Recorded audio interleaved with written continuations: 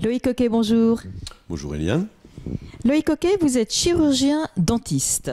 C'est cela, oui. Donc c'est un très beau métier, c'est un métier qui parfois fait peur, parce que aussi au jour d'aujourd'hui, pour aller chez le dentiste, moi les piqûres, j'en ai peur.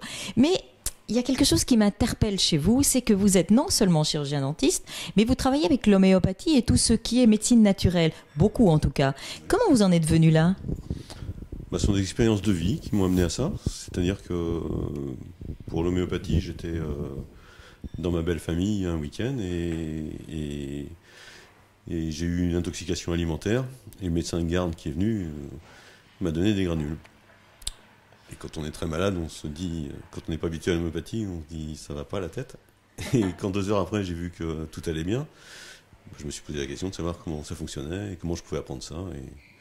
Et je suis rentré comme ça, j'ai demandé comment on pouvait apprendre l'homéopathie. Et j'étais étudiant en dentaire à l'époque, et donc on m'a fait comprendre qu'il fallait attendre que je sois diplômé. Donc quand j'étais diplômé, je suis revenu à la charge, et je suis venu faire la formation d'homéopathie qu'il y avait sur Rennes, où on était une bonne centaine à l'époque. Et puis de fil en aiguille, après toutes les études, j'ai enseigné l'homéopathie, j'ai mis en pratique dans mon cabinet, et ça a été un réel plaisir de pratiquer ça, parce que ça donne une ouverture sur les gens. Et cette ouverture s'est concrétisée. Donc il y a eu des gens qui sont venus à moi, et dont une patiente après, pour arriver à l'hypnose.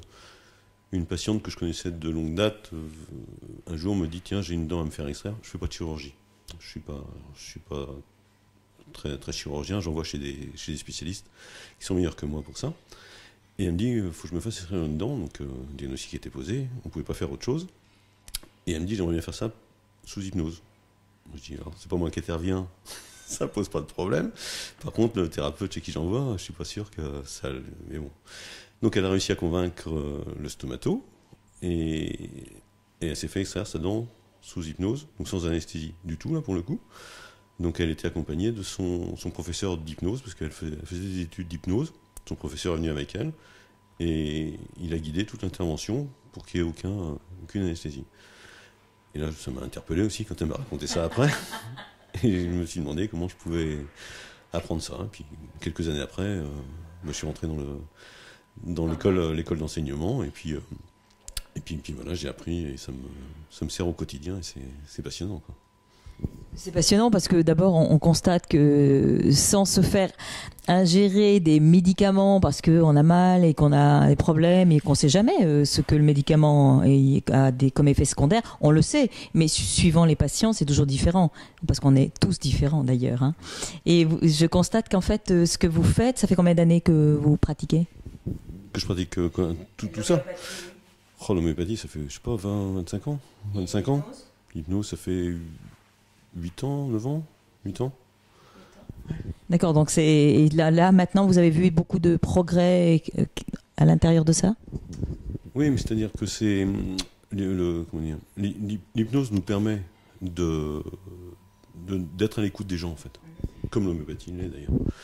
Et à partir du moment où on est à l'écoute des gens, on se met en phase avec eux, et eux, au lieu d'être dans une attitude passive, on les met en phase active, c'est-à-dire qu'on les fait participer à la chose, avec différentes techniques, qui sont des techniques de communication, d'hypnose, de choses comme ça. Mais à partir du moment où on participe, ils rentrent dans le soin, enfin ils rentrent avec nous, et donc toute notion de stress, tout ça, disparaît quasiment d'elle-même. Ceci est important, parce que le stress, c'est vrai que quand on va voir le dentiste, moi la première, je dois reconnaître que c'est pas une partie de plaisir. Quoique j'ai rencontré justement des médecins dentistes qui sont absolument charmants et qui savent mettre à l'aise le patient, et justement avec ces techniques, eh bien on se sent, on sort, on dit mais waouh, j'ai pas eu mal, waouh, c'est génial. Ça, je peux vous dire que c'est vrai que c'est extrêmement agréable. Donc on vient plus facilement voir son chirurgien dentiste. Oui, c'est vrai, mais ça c'est valable maintenant avec quasiment tous les dentistes quand même. C'est-à-dire que beaucoup de dentistes ont des solutions pour gérer la douleur. Donc au niveau douleur, on a plein de solutions. Le fait de pratiquer l'hypnose ou d'autres techniques comme ça, où on fait de la médecine globale, permet vraiment de faire que le patient il va être partie prenante, et à partir du moment où il est partie prenante, pour lui, il devient acteur, quoi. Et il ressort, il est content parce que, comme vous dites, il n'a pas eu mal, mais l'hypnose nous permet de gérer le stress, donc, mais nous permet aussi de faire des anesthésies sans que les gens ils sentent quoi que ce soit. C'est pas pour ôter l'anesthésie automatiquement. Les soins sans anesthésie, ou on les fait sans anesthésie parce qu'ils peuvent se faire sans anesthésie, c'est valable pour tous les dentistes, ou on les fait avec une anesthésie légère et que le patient il sent rien, et donc voilà. Enfin, en tout cas, on demande la participation active du patient et ça se passe toujours très bien, quoi. Et je pense qu'il y a aussi une chose qui est importante peut-être de dire à nos téléspectateurs, c'est que on constate beaucoup de gens ont parfois des maux de tête, ont des sinus toujours bouchés, ou ont d'autres maux dans le corps, et c'est pas la première réaction qu'on a de dire ah, j'ai peut-être un problème de dents. Oui, mais les dents font partie du corps humain en entier, et donc on peut avoir des problèmes à distance qui peuvent être dus à des problèmes en général, des problèmes ou d'infection, et ça on le sait depuis longtemps, puisque les gens qui ont des grosses pathologies cardiaques, tout ça, la première chose qu'on fait, ou avant les interventions chirurgicales, la première chose que font les chirurgiens, c'est de dire aux patients d'aller voir leur dentiste pour voir s'il n'y a pas une infection au niveau d'une dent qui pourrait générer des problèmes après. Donc ça existe depuis longtemps.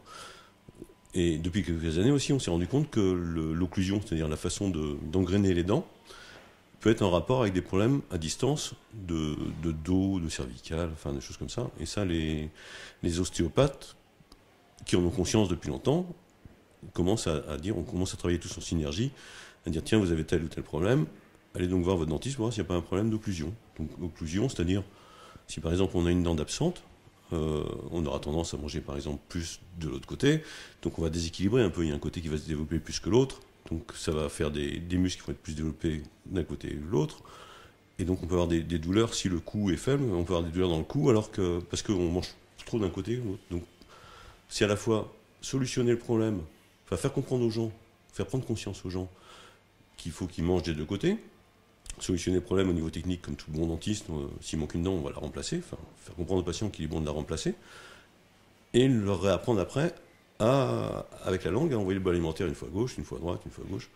Et donc ça c'est choses de base qui sont très importantes. Alors, vous dites vous c'est de base, je suis d'accord avec vous, mais je peux vous confirmer une chose, c'est que peu de médecins le disent.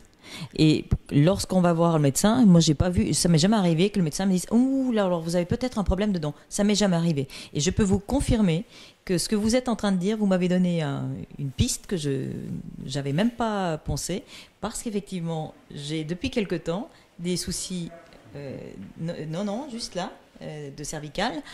Et effectivement, et je pense que vous avez raison, que c'est bien un problème venant des dents. Mais voilà, prendre conscience, vous le faites parce que vous êtes quelqu'un et un médecin qui est très près des patients et que vous adorez votre métier, mais détrompez-vous, ce n'est pas la majorité. Et c'est pour ça que j'avais envie de vous interviewer, parce que ce que vous dites est passionnant et je pense que vous avez aussi donné des pistes à nos téléspectateurs qui eux-mêmes n'en sont pas conscients. Et contrairement à ce que vous dites, ça s'ouvre, oui, mais ce n'est pas une généralité. Et c'est pour ça que j'avais envie de vous interviewer, Loïc, parce que c'est vraiment génial. Merci beaucoup.